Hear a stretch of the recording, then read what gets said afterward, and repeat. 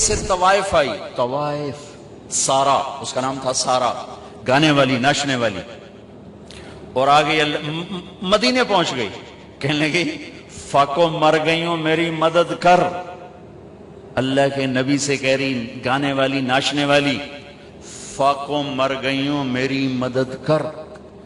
تو آپ نے کہا کلمہ پڑھتی ہو؟ آپ نے کہا کلمہ پڑھتی ہو؟ کہنے لگا نہیں پڑھتی، نہیں پڑھتی، کفر، ناچنے والی گانے والی، ٹھیک ہے، کلمہ پڑھتی ہو؟ کہا نہیں پڑھتی۔ تو آپ کہتے ہیں نو کنو پھاتے باہر کر دو، نہیں؟ تو آپ نے کہا میں اپنی خاندان والوں سے کہتا ہوں اس عورت کی مدد کرو، اپنے خاندان میں اپنے خاندان سے کہتا ہوں اس عورت کو بھر دو۔ یہ اپنا خاندان کیوں کہا؟ سب صحابہ سے کیوں نہیں کہا کہ کسی کے جی میں یہ نہ آئے کہ طوائف کی مدد کر رہے ہیں، لہذا اپنے خاندان سے کہا میرے گھر والے اس کی مدد کرو، اور اس کو بھر کے بھیجا۔ یہ میرے نبی کے اخلاق ہیں۔ اب کھانا کھا رہے ہیں، ایک مدینے کی طوائف گزری، اس نے نا آپ کا مذاق اڑانا چاہا، کہا بڑا نبی بنتا ہے کسی کو کھانے کا ہی نہیں پوچھتا۔ تو آپ نے کہا آ جا، حالانکہ آپ کہتے ہیں انہوں 2 لتر مارو گے تو دفع کرو، یہ طوائف ہو کے کی گل کر رہی۔ 2007 میں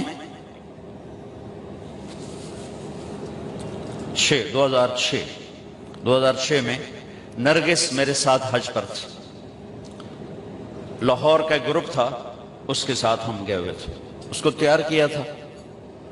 تو عرفات والے دن وہ شام کو اس کا رو رو کے برا حال تھا، کیا پتا چلا کہ وہ میٹرس نہیں بچھاتے یہ لوگ جو حج ٹور والے ہوتے ہیں، وہاں 3-4 خواتین بیٹھی تھیں، وہ بھی جا کے بیٹھ گئی، تو انہوں نے اس کو طوائف اور رنڈی اور کیا کچھ کہہ کر وہاں سے اٹھا دی اور بے عزت کیا، بہت زیادہ بے عزت کی۔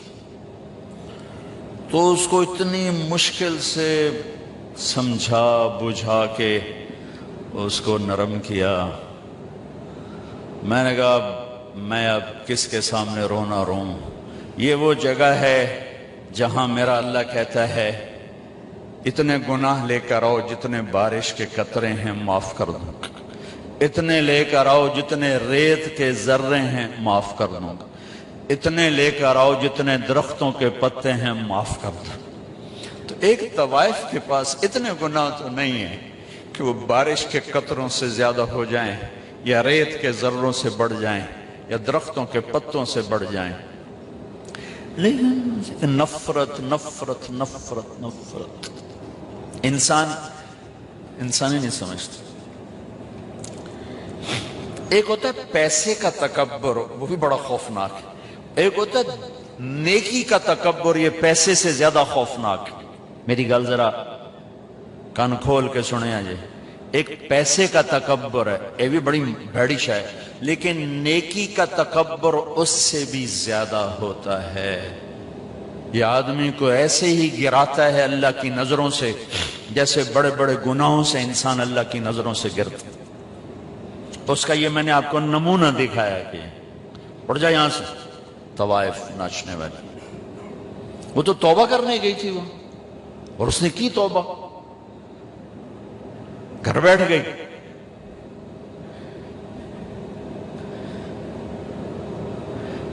ہماری نفرتوں نے بڑے بڑے ہیرے ہم نے ضائع کر دیے۔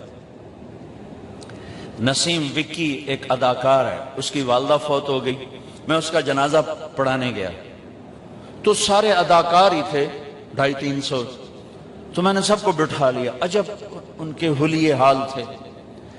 کس ماحول میں؟ ہر گناہ اس ماحول میں ہوتا ہے جس میں وہ ان کی زندگی گزرے، ہر گناہ۔ میں نے ان سے کوئی 20-25 منٹ بات کی، میں نے اتنا کسی کو روتے نہیں دیکھا جتنا وہ نوجوان روئے، ہچکیوں۔ میں نے تھوڑی اللہ کے نبی کی وفات بیان کی، حضرت علی مقام امام حسین کی تھوڑی سی سیرت بیان کی، ایک نوجوان ایسا تڑپ کے روتا تھا، اس نے مجھے، میں دیکھو میں اب رو رہا ہوں، اور جنازے کے بعد میں گاڑی میں بیٹھا اور ریمنڈ تک میں روتا ہی گیا کہ کیسے کیسے ہیرے ہماری نفرتوں نے تباہ کر دیا، کنجر کنجر کنجر، رنڈی طوائف طوائف۔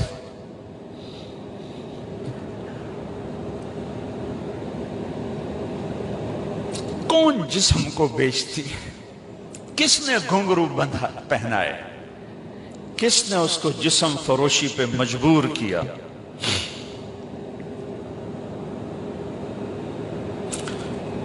یہ کوئی عورت کی فطرت تھوڑا ہی ہے کہ اپنا جسم بیچنے کے لیے منڈی میں آ جائے، اپنے جسم کی نمائش کے لیے گھنگرو باندھے۔ یہ تو نچوانے والے میاں صاحب، سیٹھ صاحب، چودھری صاحب، سردار صاحب، ان کی کلغی سفید رہی، اس کے ماتھے پہ طوائف کا داغ لگا، موت بھی نہ دھو سکی۔ میرا ضلع ملتان ہے، 1818 میں رنجیت سنگھ نے ملتان فتح کیا تھا، مظفر خان سے حکومت چھینی، شہید ہوئی، تو اس نے 3 بازار حسن بنائے، ایک ملتان میں، ایک کیروڑ پکا میں، ایک تلمبا۔ تلمبا میرا ہوم ٹاؤن ہے، میرے گاؤں سے 3 کلومیٹر۔ آج سے کوئی 10 سال پہلے میں نے وہاں، مجھے خیال آیا کہ یہ اگر قیامت کے دن انہوں نے گریبان پکڑ لیا کہ ساری دنیا میں تبلیغ کی اور ہمیں آ کے نہ بتایا تو ہم تو مارے گئے۔ وہاں طوائفوں سے ملنا شروع کیا،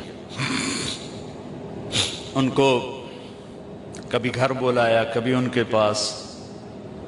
جب پہلی دفعہ ان سے ملاقات ہوئی تو ہمارے ایک ساتھی نے کہا، بیٹیو ہم آپ پہ عزت کی چادر ڈالنے آئے ہیں۔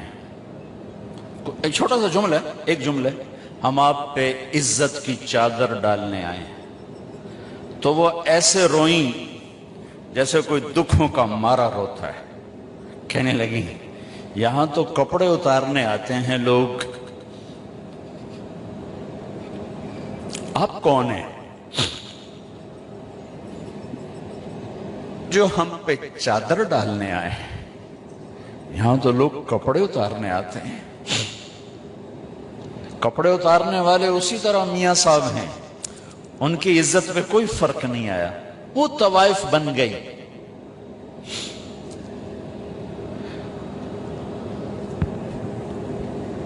10 سال کی محنت کے بعد اللہ کے فضل سے وہ سارا محلہ اب ختم ہونے کو ہے۔ کتنی بچیوں کی شادی ہو گئی، توبہ کر گئیں، کتنیوں کے میں نے وظیفے لگا دیے کہ وہ کہا جی جب تک ہماری شادی نہیں ہوتی پھر ہمیں کوئی روٹی پانی کا انتظام کر دو، اور کتنوں کے پیغام آتے ہیں کہ جی کہیں ہماری شادی کروا دیں، ہم یہ گندا کام اب نہیں کرنا چاہتے۔ نفرت کرنا کون سا مشکل کام؟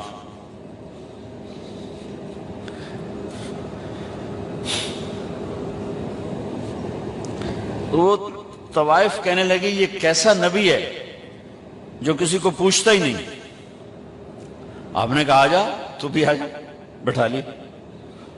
وہ تو آپ کو غصہ دلانا چاہتی تھی، کہنے لگی میں ایسے نہیں کھاؤں گی، جو تیرے منہ میں ہے وہ نکال کے مجھے کھلا۔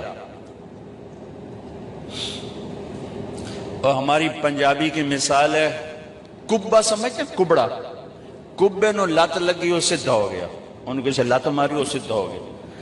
اور اس نے تو اللہ کے نبی کا مذاق اڑایا، وہ اس کو سیدھا پڑ گیا۔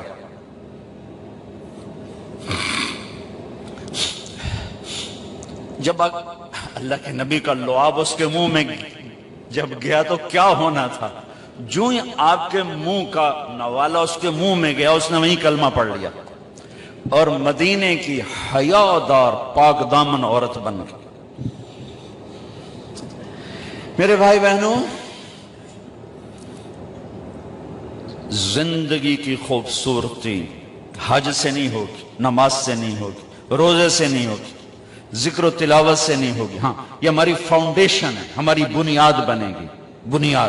بنیاد کے بغیر عمارت نہیں بنتی۔ اگر زندگی کو خوبصورت بنانا ہے، اس میں حج بھی ایک عمل ہے، تو اپنے اخلاق خوبصورت، نبی والے اخلاق سیکھیں. آپ کا گھر خوبصورت، آپ کا زندگی کا سفر خوبصورت،